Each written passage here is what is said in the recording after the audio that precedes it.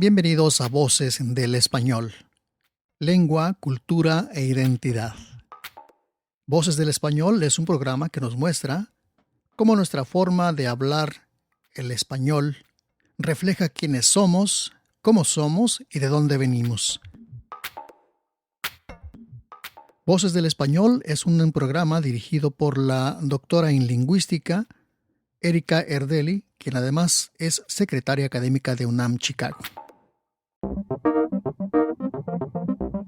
Bienvenidos todos a Voces del Español. En esta ocasión vamos a tocar un tema interesantísimo que tiene que ver con la forma como nos conceptualizan acá en los Estados Unidos a los que venimos del sur del Río Bravo. Mexicanos, latinoamericanos y todo lo que esté al sur del Río Bravo. ¿Cómo nos dicen, cómo nos ven, cómo nos conceptualizan? Y para ello tenemos un invitado de lujo. Se trata del profesor Cristian Paredes. Él es profesor en el Departamento de Sociología de la Universidad de Loyola en Chicago. Y la razón por la que decidimos reunirnos el día de hoy para entrevistarlo es una conversación que se ha dado en el marco de un seminario de estudios latinoamericanos que tenemos entre académicos de la UNAM y de universidades de acá, de los Estados Unidos, donde hemos comentado en varias ocasiones la forma tan distinta como conceptualizamos desde Latinoamérica y desde los Estados Unidos quién es el latino, quién es el latinoamericano, quién es el hispano. Entonces, normalmente cuando llegamos aquí a Estados Unidos, bueno, los que nacimos y crecimos en algún país latinoamericano, yo que soy de México, pues no, nunca me hubiera llamado a mí misma hispana, porque hispano pues se refiere al que es de España. Así lo vemos en México, pero llegamos aquí a los Estados Unidos y apenas nos empezamos a registrar en alguna escuela, en alguna cosa oficial y nos preguntan raza y etnicidad. ¿Cuál es su raza y cuál es su etnicidad? Y yo tuve que hacer una investigación profunda porque yo no sabía qué tenía yo que responder en esos formularios. Entonces ha sido todo un descubrimiento esto de saber yo quién soy para los estadounidenses y pues todos los hispanohablantes aquí, quiénes son. Entonces, bueno, Cristian, te agradezco muchísimo que hayas aceptado esta invitación porque pues es tu tema de especialidad, uno de tus temas de especialidad en sociología, ¿cierto? Es cierto. Sí, me dedico a estudiar la autopercepción étnico-racial tanto en Estados Unidos como en Latinoamérica, como uno de mis temas de investigación. Y entonces, ¿cómo desenmarañar esta confusión que tenemos los latinoamericanos cuando llegamos a Estados Unidos y nos preguntan que cuál es nuestra raza y cuál es nuestra etnicidad? ¿Qué tenemos que responder? Bueno, no es tanto un asunto de qué tengamos que responder, sino también es un asunto de desarrollar una familiaridad con las categorías que acá existen y que tampoco son categorías tan rígidas, que son categorías que han ido evolucionando a lo largo del tiempo. Ahora, cuando venimos de Latinoamérica a Estados Unidos, lo normal es que nos perciban por un lado como hispanos o como latinos, y también, por otro lado, que esperen que nosotros nos autoidentifiquemos de esa manera. Si consideramos la población que acá se considera latina o hispana, estamos considerando una población excesivamente diversa, ¿no? En principio, consideraríamos a los latinoamericanos que vienen de distintos países y que tienen distintos entendimientos de quiénes son en términos raciales y étnicos, y vienen a un país en el cual las expectativas de lo que sería un latinoamericano no necesariamente coinciden con las expectativas o con el entendimiento que nosotros traemos. Entonces, es muy probable que la gente ellos van a sentir esa confusión, ellos van a enfrentar no necesariamente saber en dónde se ubican. Muchas veces también, al encontrar tantas categorías y no necesariamente tan claras para nosotros, estamos de alguna manera estimulados a adaptarnos a lo que vamos encontrando. Y eso se va En realidad ha sido un tema de investigación muy interesante en distintas ciencias sociales, incluida la sociología, ¿no? Y tiene mucho que ver, en realidad tiene mucha importancia para saber cómo vamos a ir, no solamente siendo clasificados, cómo vamos a seguir siendo clasificados en Estados Unidos, sino cómo vamos a seguir siendo considerados a lo largo del tiempo, ¿no? Sí, una cosa que a mí me parece inaudita es que pongan en la misma canasta a españoles, portugueses y latinoamericanos. Eso es algo que en México es inconcebible, sería inconcebible, ¿no? Exactamente, porque en cada país tenemos una manera de entender nuestras propias características raciales, así como también nuestras propias jerarquías raciales. Y muchas veces encontramos que los significados de las categorías no coinciden, ¿no? Y eso es bastante común, inclusive cuando podemos utilizar palabras similares para referirnos a esas categorías, las categorías incluyen a distintos tipos de personas en distintos países.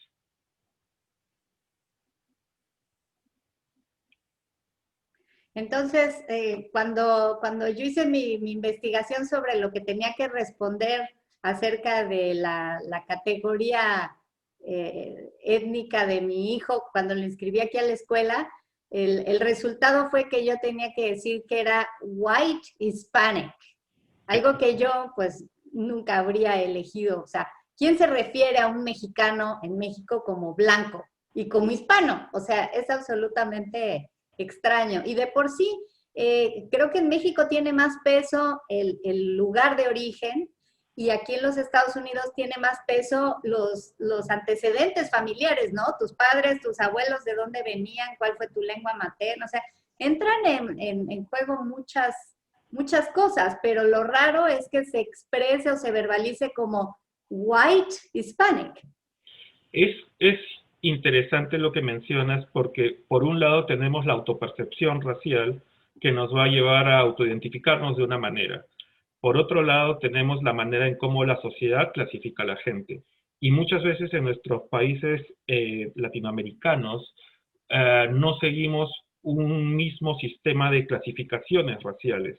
Utilizamos otras palabras, muchas veces más informales, para referirnos a dónde encaja cada persona de acuerdo con su apariencia, ¿no? Y eso mismo también nos permite pensar en dos cosas.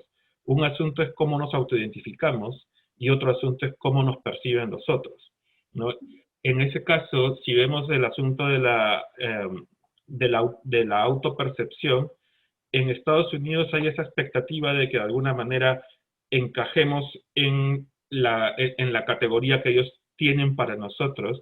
Para nosotros en nuestros países no es necesariamente tan claro, porque muchas veces esas categorías no existen o también tienen otros significados. Bueno, nosotros tenemos la categoría de moreno, y entonces esto sería, pero aquí no tienen el brown. O sea, como que entendí que aquí soy white because I'm not black. O sea, soy blanca porque no soy negra, y porque no soy asiática, porque esas son las categorías, ¿no? Blanco, negro, asiático. O nativo, Native American, ¿no? Y ahí también hay otra serie de categorías súper complicadas en las que no me voy a meter, que incluyen aztecas y mayas. Pero bueno.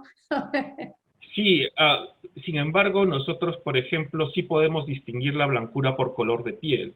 El problema es que eso no necesariamente coincide con cómo se entiende acá lo blanco en Estados Unidos, ¿no? Ser blanco en México, ser blanco en otro país latinoamericano no es lo mismo que ser blanco en Estados Unidos. Acá la categoría que incluye a los blancos, en realidad incluye a aquellos que tienen ascendencia europea, pero no todos inicialmente han sido considerados blancos desde un principio. Eso también ha sido una evolución a lo largo del tiempo de la categoría, que gradualmente iba incorporando, ¿no?, todas las distinciones étnicas europeas que hace no muchos años todavía eran significativas. No solo que poco a poco esas fronteras raciales se fueron volviendo más o menos significativas, se fueron diluyendo de alguna manera. En cambio, nosotros muchas veces asociamos lo blanco con la herencia española por un lado y por otro lado con la inmigración europea que llegó luego de la formación de nuestros países. Entonces, no son categorías, no son entendimientos semejantes. Muchas veces una persona que puede crecer entendiéndose blanco en Latinoamérica puede venir acá y no necesariamente encontrarse como blanco, pero también muchas veces sí lo puede lograr de acuerdo con cómo lo miren a uno y de acuerdo con cómo la misma persona se desempeña frente a otros, ¿no? ¿Y tú cómo definirías cómo entienden lo blanco los gringos, los estadounidenses? ¿Cómo entienden, cómo entienden la categoría blanca los estadounidenses? Básicamente lo asocian con lo europeo, ¿no? Y con aquello que ellos, en realidad, con lo que ellos perciben como europeo. Hay que recordar que al final y al cabo no estamos hablando de percepciones que finalmente son bastante subjetivas, ¿no? Lo interesante es que la percepción de quiénes son ahora blancos no necesariamente tiene que coincidir con la percepción de quiénes fueron blancos hace 50 años. Y probablemente, y creo que por esto también este tema es interesante, esa definición de blanco es posible que se modifique para incluir a varios que son latinos y que podrían gradualmente encajar en esta categoría. Por un lado, ya estamos ahí metidos porque nos obligan a parear white con hispanic, o sea, blanco. Muchas veces sí, pero no todas las personas, no todos los latinoamericanos encajamos en la categoría de blanco. Y justamente ahí viene lo interesante. Primero, por un lado, porque se va a formar esa distinción de quienes no pueden o quienes finalmente no logran autoidentificarse como blancos. Y por otro lado, también está la importancia de quiénes van a ser los descendientes en el futuro. Sobre todo porque uno de los temas que se estudia en sociología es ver cómo las distintas poblaciones étnicas en Estados Unidos también se van relacionando relacionando de manera interracial. Entonces, podemos considerar que el ratio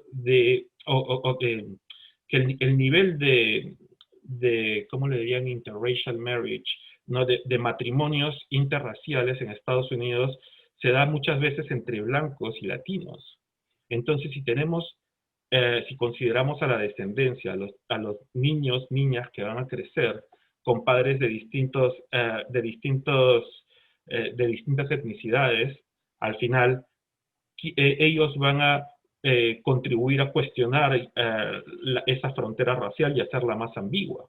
Por lo tanto, es muy difícil predecir cómo serán los blancos de acá a 20, 30 años, ¿no?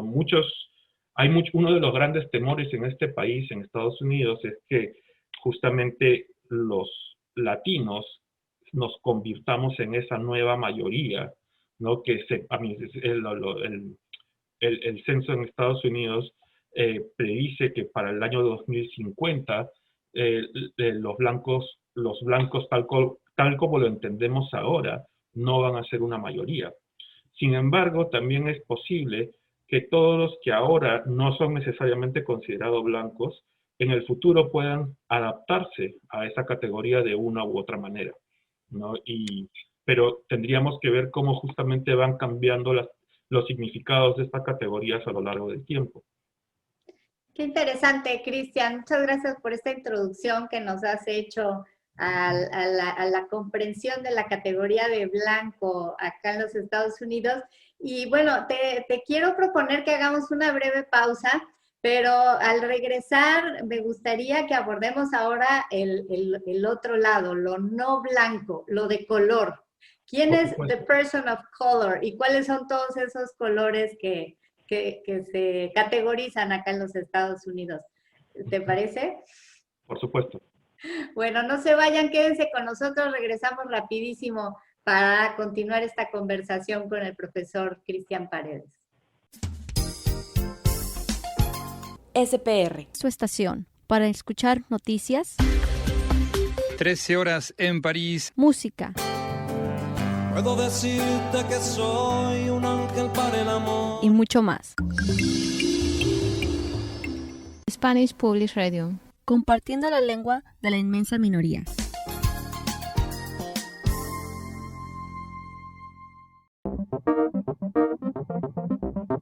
Gracias por quedarse con nosotros. Estamos conversando con el profesor Cristian Paredes. Él es profesor en el Departamento de Sociología de la Universidad de Loyola en Chicago y nos estuvo explicando en la primera parte de este programa cómo se entienden desde los Estados Unidos estas categorías de hispano, latino, y después nos fuimos al tema de lo blanco, en el tema de estas categorizaciones que se hacen sobre quién es blanco y quién no lo es, y nos hablaba también ahora con el aumento de la población hispanohablante en los Estados Unidos y los matrimonios interraciales, pues que se están ahora también moviendo estas categorías de quiénes van a ser considerados como blancos. Y bueno, primero que nada, pues, ¿por qué es importante esto? Cristian, estabas comentando un poquito en la pausa que la forma como las sociedades perciben y categorizan estas categorías raciales tiene un impacto también en los privilegios a los que puede acceder una persona en una sociedad. Sí, en realidad en Estados Unidos se miden estas categorías para justamente, por un asunto de políticas públicas, ver quiénes necesitan, cómo se necesita asignar los recursos de acuerdo a las necesidades, a las distintas necesidades de las poblaciones. Ahora, ¿por qué nos referimos a estas distintas necesidades? Porque la inequidad es un problema que afecta las jerarquías, el acceso a los recursos en Estados Unidos, así como también en nuestros países latinoamericanos.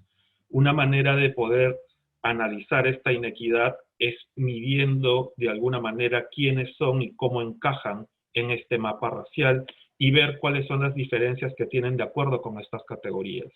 En buena cuenta, las categorías nos permiten analizar cuáles son las disparidades que se pueden encontrar entre estos grupos, y también se podría identificar, ¿no?, dónde están ubicados para poder de esa manera, al menos en un plano ideal, ¿no?, diseñar políticas públicas que ayuden a nivelar que ayuden a nivelar las desigualdades étnico-raciales, ¿no? Bueno, ese es un panorama que nos presentas muy optimista y muy agradable, me parece. Qué lindo que quieran ver quiénes son los más blancos o los menos blancos para apoyarlos y darles beneficios. Pero bueno, ojalá que ese sea el caso. Hay personas que piensan que no, que lo hacen para discriminar principalmente, pero bueno, también sé que nos quejamos de que nos discriminan aquí en Estados Unidos, y la verdad es que la discriminación por color de piel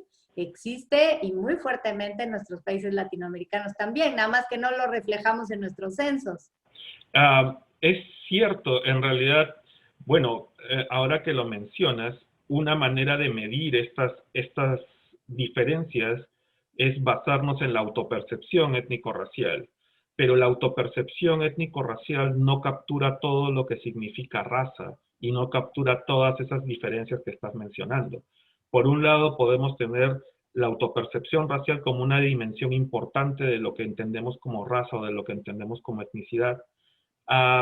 Y por otro lado, tenemos cómo nos mira el resto de la sociedad, más allá de cómo nos identifiquemos, ¿no? Y muchas veces en el análisis de la inequidad tenemos que considerar eso también, porque muchas veces vamos a encontrar que no necesariamente las dos maneras de abordar el tema coinciden, ¿no? Y creo que un ejemplo bastante práctico sería ver cómo personas de distintas apariencias étnicas o raciales en nuestros países se autodenominan también de muchas maneras, ¿no? ¿Cómo cuáles? Un ejemplo que ahora tengo en la mente es en el caso de cómo medimos quién es mestizo en Perú. Y en algún momento, cuando estuve trabajando con unos datos, tanto de autopercepción como de color de piel, ¿no?, era interesante ver cómo aquellos que eran bastante, al menos que tenían un color de piel más claro, si bien recuerdo era como un 42% que se autodenominaban como mestizos, lo cual es bastante interesante porque, por un lado, sugiere que el mestizaje no es solamente un asunto de color de piel, ¿no?, y que también probablemente esa persona con color de piel claro pueda considerarse como mestiza por otras razones, y también porque no necesariamente va a definir con mucha claridad quién va a ser el blanco versus el mestizo, considerando todo cómo se mueve el espectro de la autopercepción en toda la gama de colores que uno puede medir, ¿no? Que también todo eso tiene limitaciones.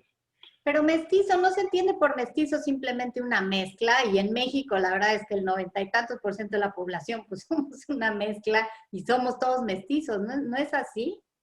En realidad eso es un muy buen punto porque creo que los entendimientos de mestizaje son bastante complejos, creo que son diferentes en cada país latinoamericano, y más allá de los entendimientos tiene que ver con cómo hemos estado nosotros midiendo nuestras categorías étnicas. Muchas veces en las encuestas oficiales, no siempre en los censos, se incluye una pregunta que típicamente es de autopercepción racial, y en varios países se utiliza la categoría mestizo en contraste con la categoría blanco y afrodescendiente. Entonces, lo que mencionas es bastante válido. ¿Cómo podemos considerar a alguien puramente mestizo en relación a alguien que solamente puede ser o blanco o afrodescendiente en este tipo de categorizaciones, ¿no? Lo cual también sugiere que necesitamos no solamente categorías, sino nuevas maneras de entender cómo trabajar con estas categorías para poder así evaluar las desigualdades sociales, ¿no? Que para eso finalmente estamos midiendo estas características. Yo no he visto, la verdad, que en México en algún censo te pregunten si te consideras o te percibes como mestizo. Lo más que te preguntan, creo, es si eres indígena. O sea, eso sí se hace una distinción entre los indígenas y todos los demás. Y todos los demás, pues somos mestizos, pues somos mexicanos. Y pues no se explicita el tema del color de la piel, pero en la vida cotidiana el color de la piel juega un papel muy importante. Y creo que, bueno, el tema en México es que de forma no aceptada, pero bastante generalizada, la gente hace distinciones respecto de si todos somos morenos, pero ¿qué tan moreno? Y entonces ya el muy morenito, y luego el prietito ya es el que es moreno oscuro, y entonces empezamos a hacer toda esta gama de grises, digamos, de morenos, que se hace muy compleja en México, no sé, en Perú. Y aquí en Estados Unidos, cuando yo llegué, me causó mucha confusión que a mí me hablaban de los morenos. Y yo, cuando me di cuenta de que se referían a los negros, entonces decía yo, pues con razón no entendía, porque en México nadie le dice moreno a un negro, sí les llegan a decir prietos. Pero prieto es como color oscuro, ¿no? Y prieto, una persona morena o muy morena, y es como de cariño, prieto, prietito, prietita, aunque algunas personas lo perciben como despectivo, pero aquí en Estados Unidos entendí que el moreno era el negro, y entonces pregunté, bueno, ¿y cómo le dicen al moreno? Al moreno que yo entiendo como moreno, y dice, no, pues ese no se le dice de ninguna manera. Pero por ahí salió un término que me comentaron que dicen person of color, o sea, una persona que tiene color. ¿Quién es el que tiene color aquí en Estados Unidos? ¿Qué es eso? Aquellos que no son considerados como blancos, lo cual es interesante porque también cuando estamos hablando de los cambios en el uso de estas categorías, el término people of color es relativamente reciente en comparación a otras categorías que algunas veces existen y van desapareciendo, pero esta creo que ha tenido mucha acogida, porque de alguna manera incluye a aquellos que no son considerados como blancos en Estados Unidos, ¿no? Y claro, no solamente yo ¿Pero creo incluye a los negros también? Claro, acá de alguna manera es interesante porque se utiliza mucho también en esferas donde se formulan estos asuntos de una perspectiva más política, en la cual se esperaría desarrollar cierto nivel de solidaridad entre todos aquellos que no son blancos, justamente para lograr una mayor fuerza política, ¿no? Mientras más grande sería este grupo de gente de color, ¿no? En teoría más fuertes seríamos políticamente, porque seríamos más, tendríamos una mejor capacidad de negociar recursos, ¿no? Lo cual por ese lado es interesante. Y yo creo que es relativamente reciente en relación a otras categorías que se han utilizado antes, ¿no? Lo que es interesante es que acá en Estados Unidos el énfasis en color es muy importante.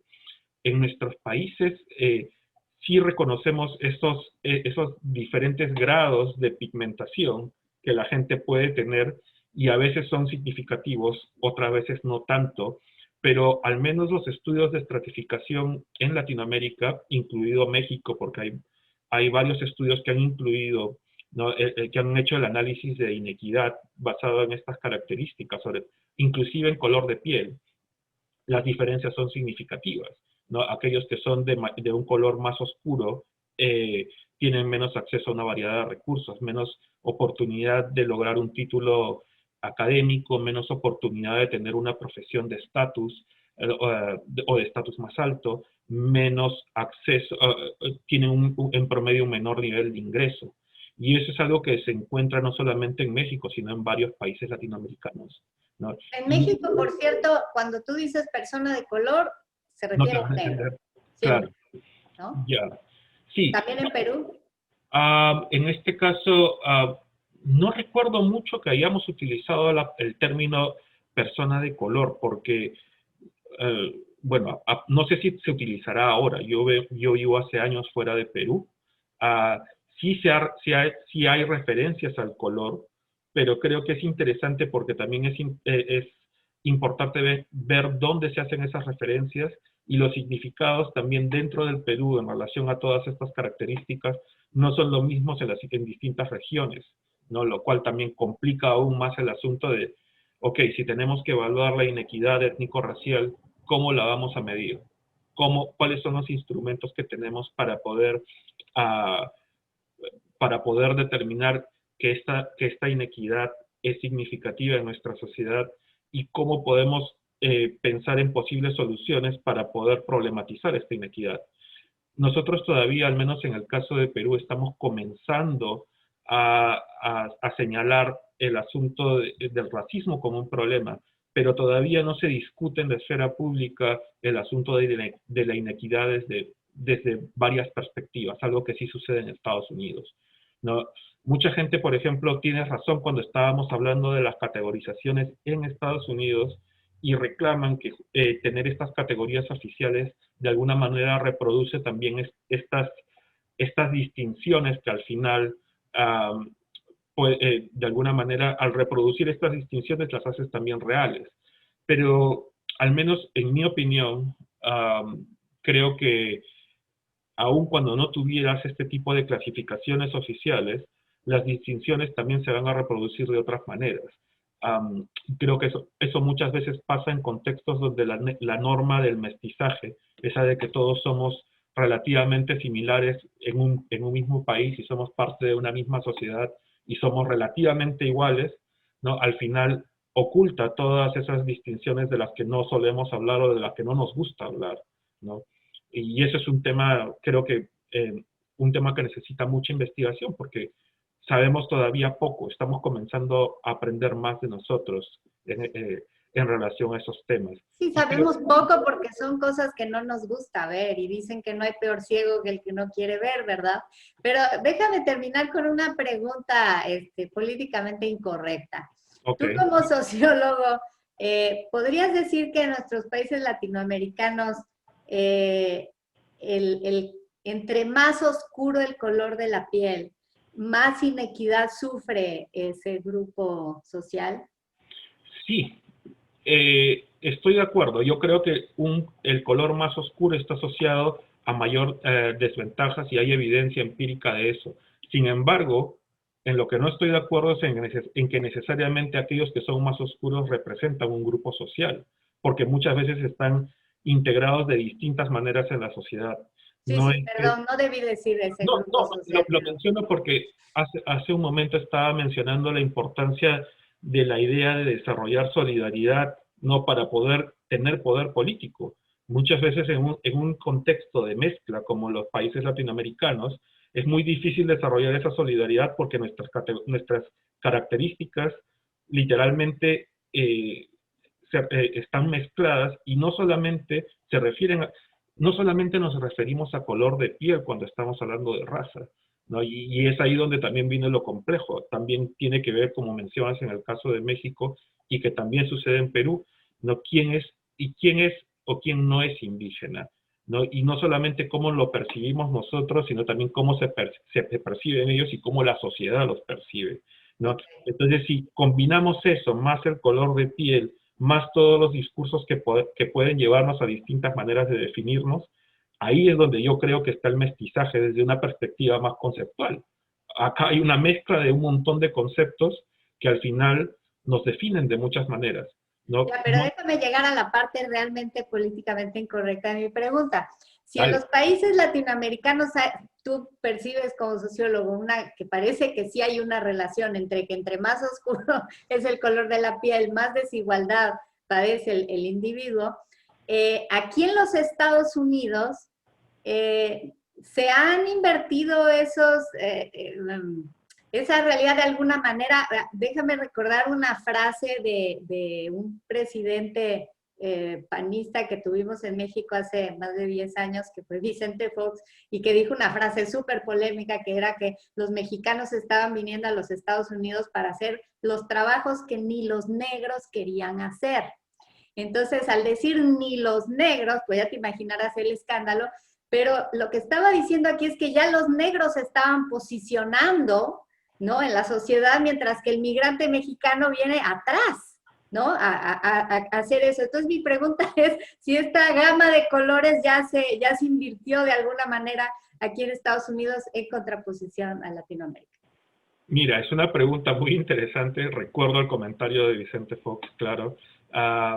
Y es interesante porque cuando pensamos en los mexicanos que vienen a vivir a Estados Unidos, normalmente pensamos en aquellos que vienen a trabajar en los oficios de bajo sueldo, sobre todo porque ha habido una demanda, ¿no?, desde hace varios años de trabajadores que vienen para trabajos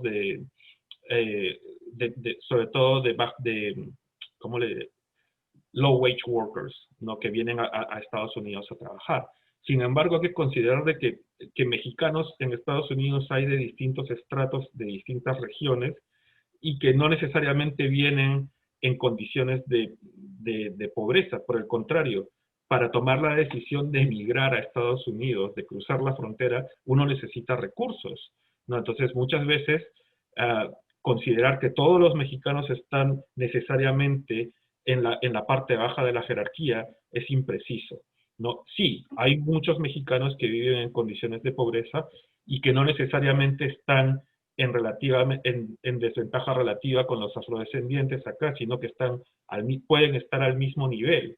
Pero para eso es necesario justamente ver más allá de las categorías y sobre todo ver dentro de las categorías, ¿no? En ese sentido, lo latino puede abarcar un aspecto de la desigualdad, pero poner a todos los latinos en el mismo costal es insuficiente para decir que estas disparidades son importantes, ¿no? Se necesita desagregar, en ese caso se necesita desagregar más.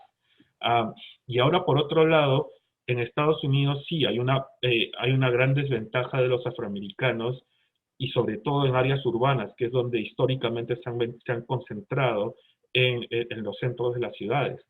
Lo interesante en Estados Unidos es que la pobreza no es solamente afroamericana, también hay pobreza blanca que nos falta seguir examinando. O sea, hay muchos lugares donde los pobres son blancos, básicamente porque son más y están más dispersos en otras regiones.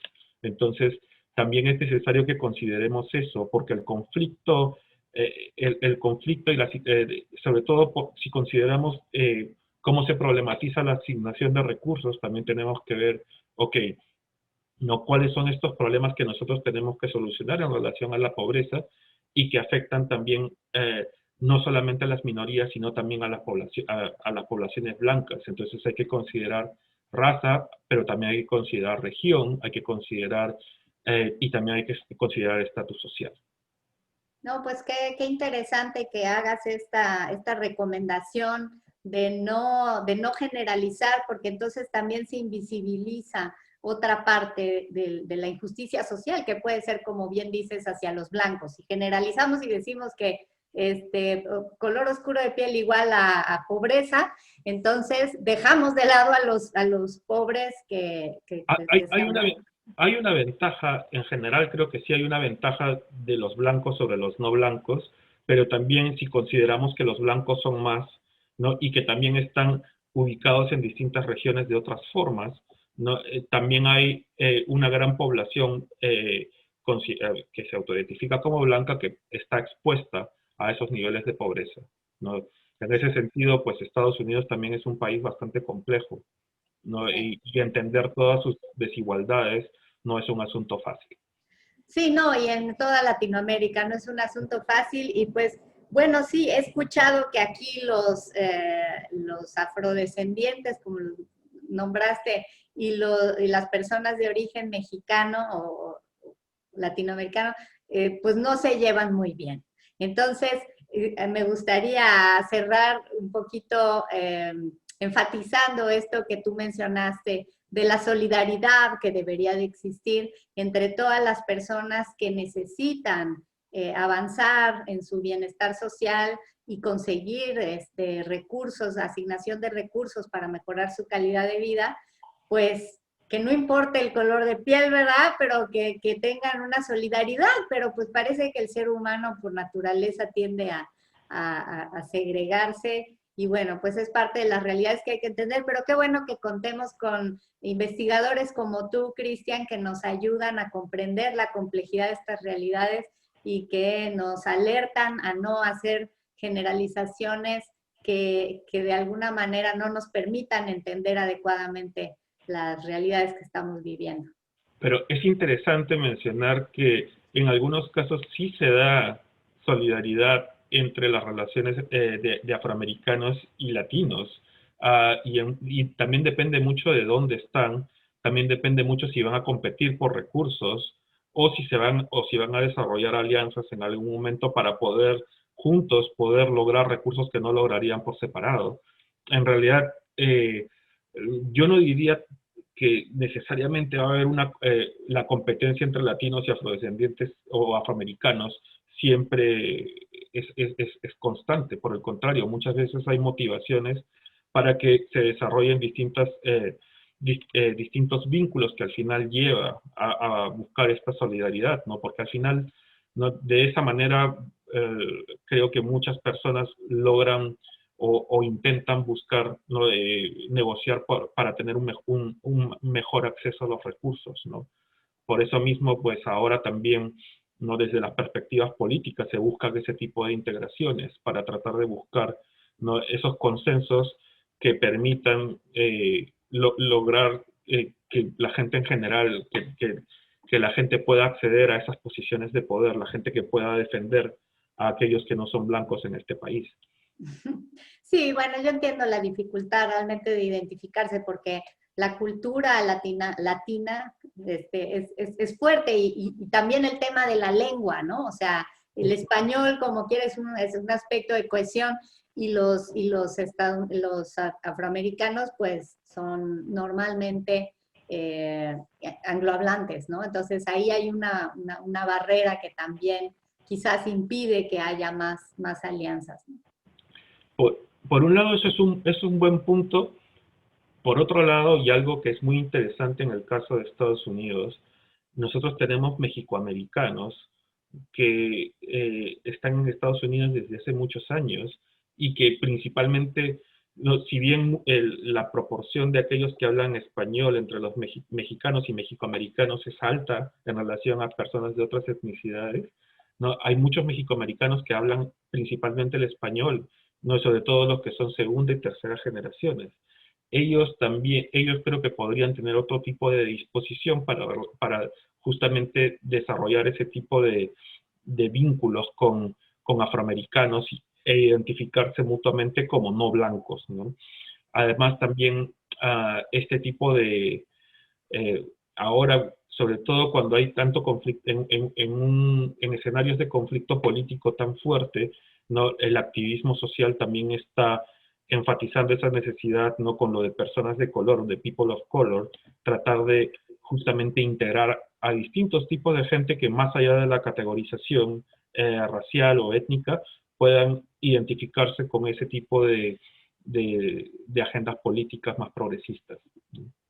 Excelente. Pues muchísimas gracias, Cristian. Ha sido muy interesante esto que nos has compartido y pues esperemos que le dé mucho que pensar a nuestro público acerca de todos estos conceptos con los que vivimos cotidianamente, pero que no necesariamente sabemos cómo comprender. Entonces, pues muchas gracias por haber venido a este programa. Gracias a todos ustedes que nos escucharon y pues no dejen de hacernos llegar sus comentarios, sugerencias, que siempre estaremos atentos a ellos y los responderemos oportunamente. Y pues los esperamos en el próximo programa de Voces del Español.